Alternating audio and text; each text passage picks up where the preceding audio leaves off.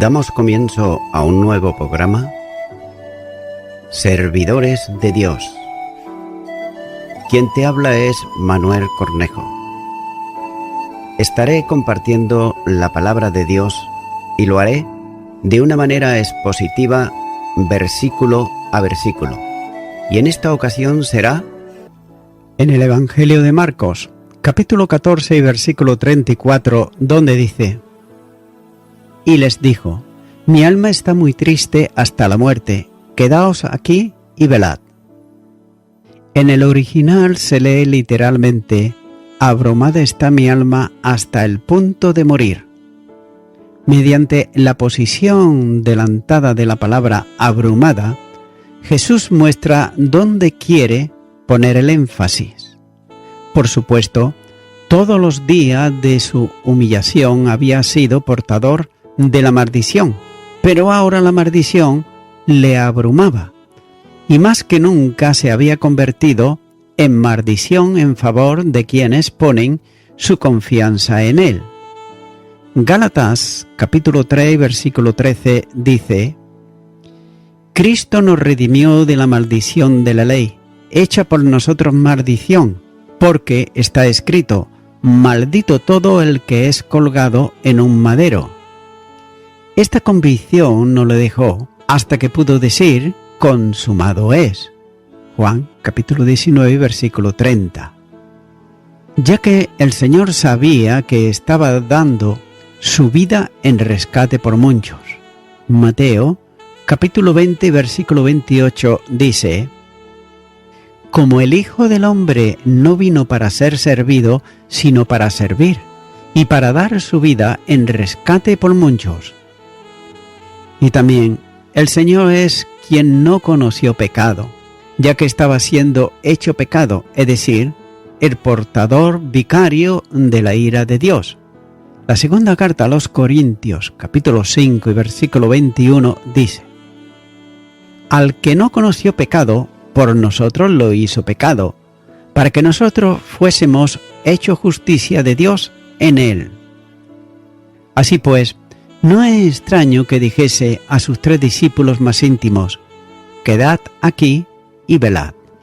Y note esto: ¿lo hicieron?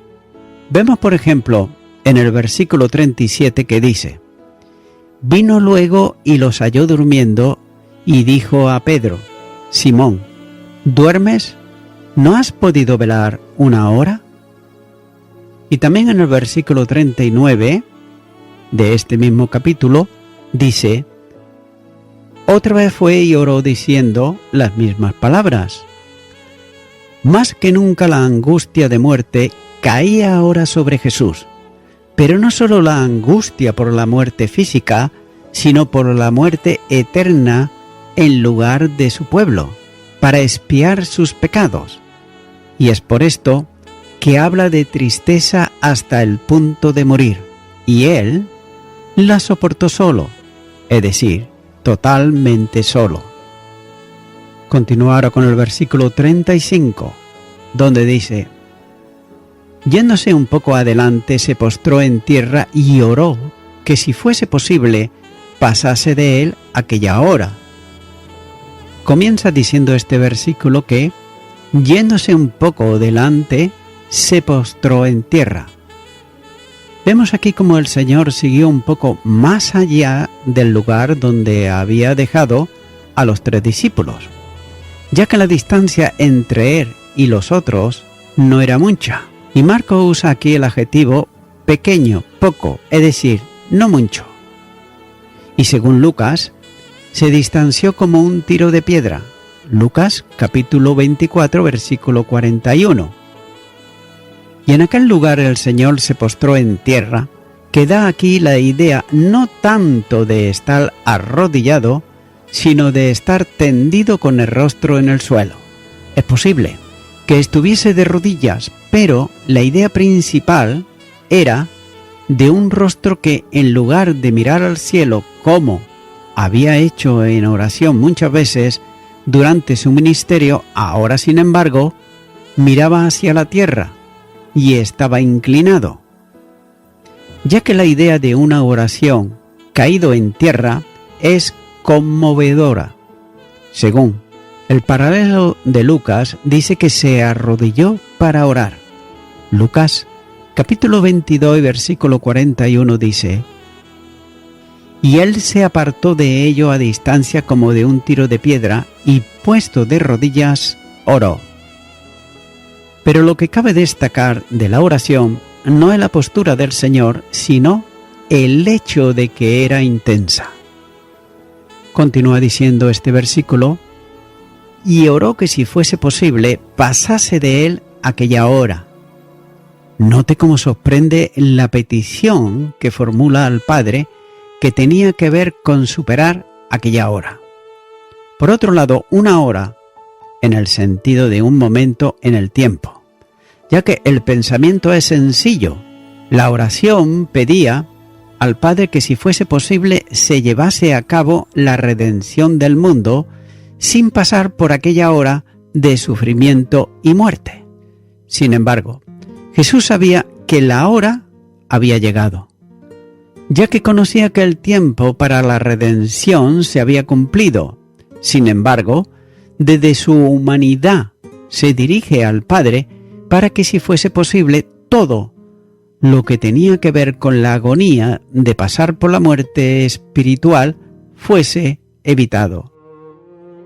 Continúa ahora con el versículo 36, donde dice: y decía: Abad Padre, todas las cosas son posibles para ti. Aparta de mí esta copa, mas no lo que yo quiero, sino lo que tú. Aquí Marcos describe el contenido de la oración de Jesús en estilo indirecto, cuando dice que si fuese posible pasara de él aquella hora, y después pone su oración en estilo directo, cuando dice Abad Padre.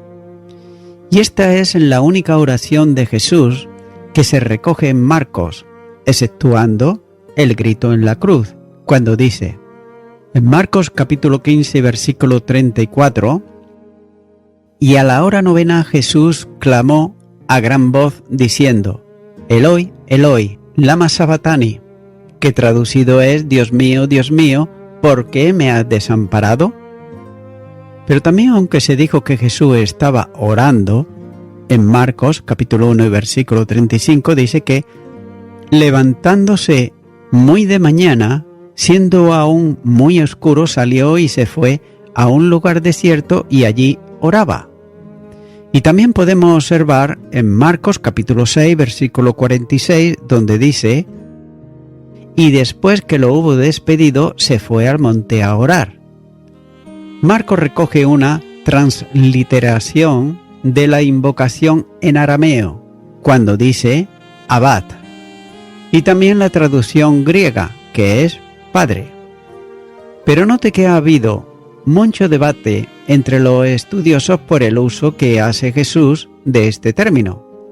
En varias obras de J. Jeremías argumenta que el hecho de que Jesús utilice el vocablo en arameo, abad, era algo único en el judaísmo, expresando un nivel de intimidad sin precedentes con Dios. Aunque los judíos ocasionalmente se referían a Dios como el Padre, no lo invocaban con el vocablo de Padre o mi Padre. Y aunque las afirmaciones de J. Jeremías son significativas, a veces se han sobrevalorado y exigen también cierta puntualización, ya que a Dios ocasionalmente se le ha tratado de Padre y de nuestro Padre, por ejemplo, en el Antiguo Testamento. Isaías capítulo 63 versículo 16 dice: Pero tú eres nuestro Padre, si bien Abraham nos ignora e Israel no nos conoce. Tú, oh Jehová, eres nuestro Padre, nuestro Redentor. Perpetuo es tu nombre. Y hay varios ejemplos de fuentes helenistas judías y en el rollo del Mar Muerto, donde Dios se le trata con el vocablo Padre o mi Padre, y también Abad, pero no necesariamente significa papá, como han afirmado muchos predicadores, ya que el término lo utilizaban el de papá, los hijos adultos y los más jóvenes, y también los discípulos con su maestro, sin tener connotaciones necesariamente infantiles. El sentido es más cercano a padre que a papá. Aunque el uso del lenguaje que hace Jesús puede que no sea único, no tenía precedentes en su ámbito e importancia. Por lo que se sabe, nadie había hablado antes de una relación con Dios en términos tan íntimos o utilizando Padre como manera habitual de dirigirse a Dios en oración. Jesús no solo llamaba habitualmente Padre a Dios, sino que invitaba a sus seguidores a hacer lo mismo, haciendo Él de mediador debido a su relación especial y única con Dios, ya que esta terminología causó un gran impacto en la iglesia primitiva. Queda claro, por otro lado, por el uso que hace Pablo del término arameo en Romanos capítulo 8 y versículo 15, donde dice: «Pues no habéis recibido el espíritu de esclavitud para estar otra vez en temor, sino que habéis recibido el espíritu de adopción por el cual clamamos, Abba, Padre». Y también en Gálatas capítulo 4 y versículo 6 dice: «Y por cuanto sois hijos, Dios envió a vuestros corazones el espíritu de su Hijo, el cual clama, Abba, Padre». La verdadera humanidad de Jesús es evidente en su petición de que Dios aparte de él esta copa. Y Jesús ha utilizado la copa como metáfora de su muerte cercana, ya por ejemplo en Marcos capítulo 10 y los versículos 38 al 39, donde dice: «Entonces Jesús les dijo: no sabéis lo que pedís. Podéis beber del vaso que yo bebo, o ser bautizados con el bautismo con que yo soy bautizado». Ellos dijeron: «Podemos». Jesús les dijo: «A la verdad, del vaso que yo bebo, beberéis, y con el bautismo que yo soy bautizado, seréis bautizados». Como señalamos allí, la imagen es habitual para expresar el sufrimiento en el Antiguo Testamento, y especialmente para el juicio divino. Aunque el deseo humano de Jesús es evitar la agonía que se aproxima, se somete él voluntariamente a la voluntad del Padre, cuando dice: «No lo que yo quiera, sino lo que tú quieras».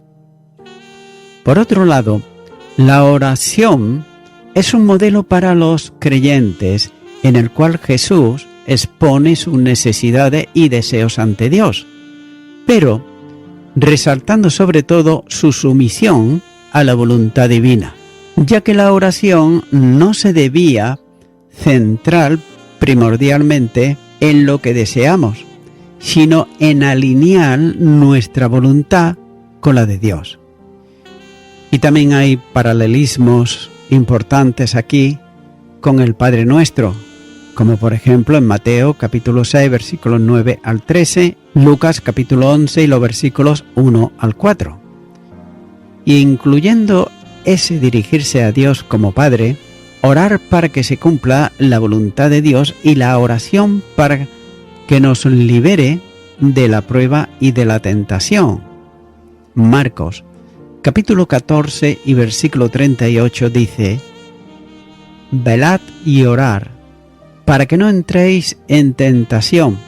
El espíritu a la verdad está dispuesto, pero la carne es débil». Continuará con el versículo 37, donde dice: «Vino luego y los halló durmiendo, y dijo a Pedro: Simón, ¿duermes? ¿No has podido velar una hora?». Comienza diciendo este versículo: «Vino luego». Note cómo terminada la primera oración, el Señor regresó, como ocurrió también en las otras dos, al lugar donde habían quedado los 3 discípulos y a los que había mandado velar. Y aquí Marcos se refiere a la primera vez que lo hizo. Continúa diciendo este versículo, y los halló durmiendo. Nótese cómo los discípulos se habían dormido, ya que la escena presenta un profundo dramatismo, ya que el Señor en agonía, orando y los discípulos durmiendo, cabe hacerse una pregunta y es la siguiente: ¿cuánto tiempo había durado aquella primera oración? Note que no es posible responder conforme al relato bíblico, pero sin duda no fue una oración breve. Aunque la frase que recoge aquí Marcos es concisa y también concreta, a la luz de Hebreos, la oración fue intensa con gran clamor y lágrimas. Pero con todo, no era impropio dormir en aquella hora de la noche. A esto se une también la tensión del día y el cansancio propio de la situación que enfrentaban. Pero fuese como fuese, la realidad es que no habían cumplido lo que Jesús le pidió antes de avanzar un poco más allá de ellos en el huerto para orar. Sigue diciendo este versículo, y dijo a Pedro: Simón, ¿duermes? ¿No has podido velar una hora? Note cómo Pedro, él, había hecho solemnes promesas de fidelidad al Señor. Incluso había dicho que estaba dispuesto a morir con él si fuese necesario. Pero sin embargo, algo tan necesario como era estar despierto y orar, obedeciendo al Maestro, no lo había cumplido. Téngase en cuenta que las grandes promesas son muchas veces palabras y nada más que palabras, ya que quien estaba dispuesto a morir por el Señor no pudo acompañarle una hora. Y esa expresión es una forma típica de contar el tiempo entre los judíos, ya que cualquier periodo de tiempo correspondía a una hora. De modo que Jesús le dice a Simón, si no había sido posible para él velar durante una hora.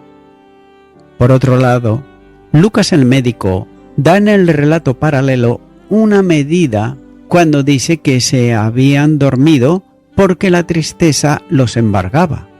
Lucas, capítulo 22, versículo 45, dice: Cuando se levantó de la oración y vino a su discípulo, los halló durmiendo, a causa de la tristeza. Sin duda, podrían encontrarse excusas para esa situación, pero la verdad es que hubiesen podido permanecer despiertos si se hubiesen dedicado a la oración. Por otro lado, el verbo que usa Marcos tiene que ver con ser capaz, es decir, tener fuerza para hacer algo. De manera que quien estaba dispuesto a morir por Cristo le faltaba fuerzas de voluntad para al menos velar una hora. Continúo ahora con el versículo 38, donde dice: Velad y orad, para que no entréis en tentación. El espíritu a la verdad está dispuesto, pero la carne es débil.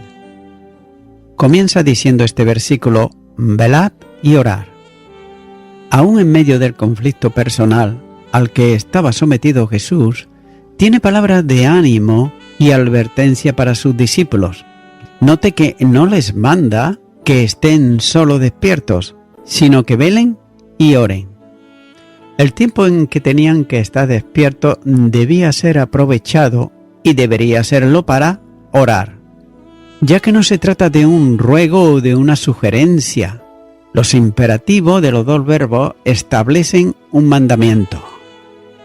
Sigue diciendo este versículo: para que no entréis en tentación. El mandato de velar y orar tenía que ver con una necesidad espiritual, cuando dice para que no vengáis a tentación, o mejor tal vez, para que no entréis en tentación. De otro modo, permanecer despiertos a causa de la tentación. El término tiene que ver con la tentación y con la prueba que ésta acarrea sobre los hombres que son tentados y ceden en ella. Pero además expresa también la idea de incitación al mal. Santiago capítulo 1 y los versículos 13 al 15 dice: Cuando alguno es tentado, no diga que es tentado de parte de Dios, porque Dios no puede ser tentado por el mal, ni Él tienta a nadie, sino que cada uno es tentado cuando de su propia concupiscencia es atraído y seducido. Entonces, la concupiscencia, después que ha concedido, da a luz el pecado, y el pecado, siendo consumado, da a luz la muerte. La tentación tenía que ver con la fidelidad que habían prometido al Señor, ya que Satanás conseguiría que declinasen en sus promesas y se alejaran de Jesús. Note cómo el tentador lograría, por otro lado, que Pedro fuese mucho más allá, es decir, negando al Maestro. Continúa diciendo este versículo: el espíritu a la verdad está dispuesto, pero la carne es débil.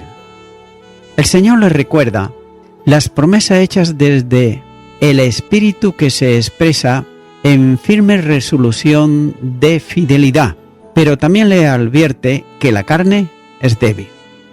De otro modo, el creyente es fuerte mientras dependa de Dios, pero es débil en cuanto a su propia naturaleza y sujeto a las limitaciones de una vida afectada por el pecado. De ahí la necesidad de oración para que los recursos del poder divino sostengan la fragilidad humana, ya que todos aquellos habían prometido serles fiel al Señor hasta donde fuese necesario. Y una vez más se aprecia aquí que las advertencias de Jesús son siempre positivas, de modo que aunque dormidos, les reconoce como animosos en relación con el espíritu personal de cada uno, presentándoles como excusa la debilidad de su carne. Y en esa frase, el gran pastor de las ovejas, que es Jesús, nos enseña a sus pastores terrenales que el amor cubre multitud de pecados. El Salmo 32, versículo 1 dice: bienaventurado aquel cuya transgresión ha sido perdonada y cubierto su pecado.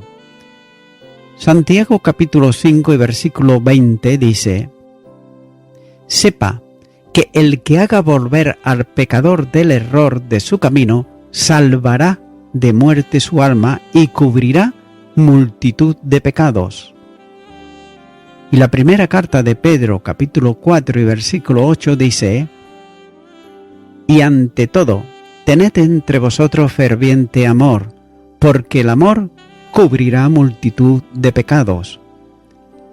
Ahora bien, será necesario preguntarnos en nuestra intimidad personal si somos capaces de buscar siempre el lado positivo de los hermanos cuando, por alguna razón, no manifiestan una vida de alta fidelidad, ya que casi siempre estamos dispuestos a reprender, pero no siempre lo estamos para animar.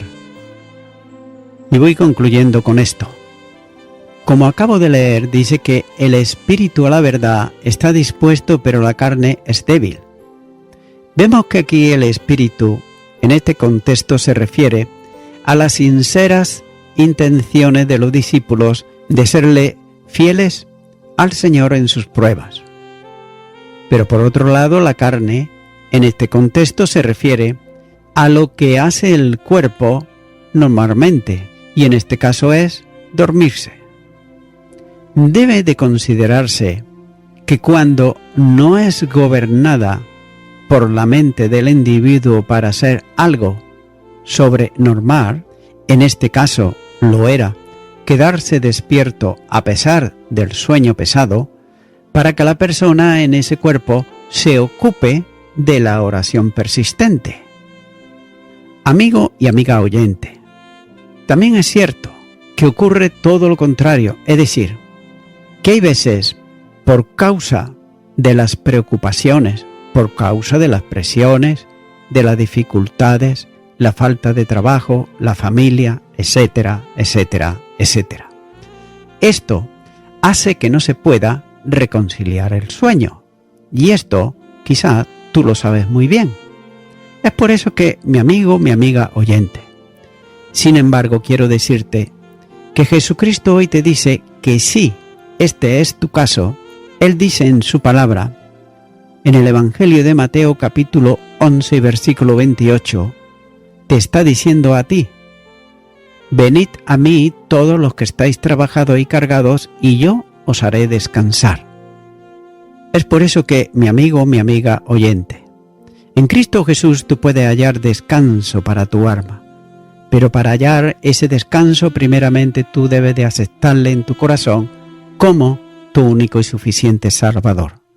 Ora conmigo si nunca antes la has hecho y repite esta oración y di: Señor Jesús, soy una persona que no solamente estoy físicamente trabajada y cargada, sino que también lo estoy espiritualmente. No encuentro solución a las preocupaciones, a las presiones, a las dificultades, al trabajo y tantas cosas que me rodean. Vengo a ti en arrepentimiento, pidiéndote perdón por todos mis pecados y me arrepiento de ellos.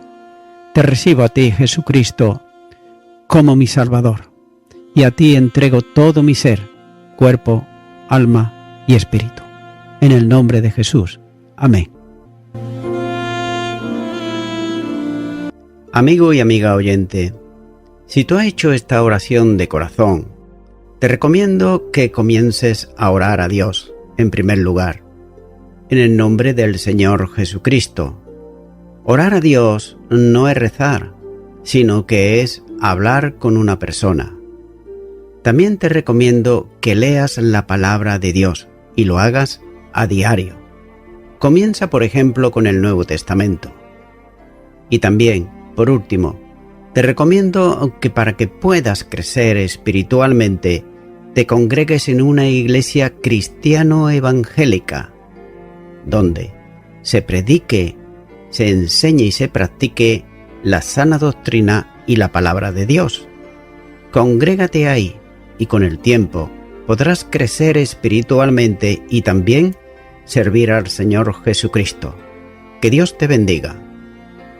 Y a toda la audiencia, nuevamente ya me estoy despidiendo de todos ustedes y será hasta el próximo programa. Que Dios os bendiga a todos.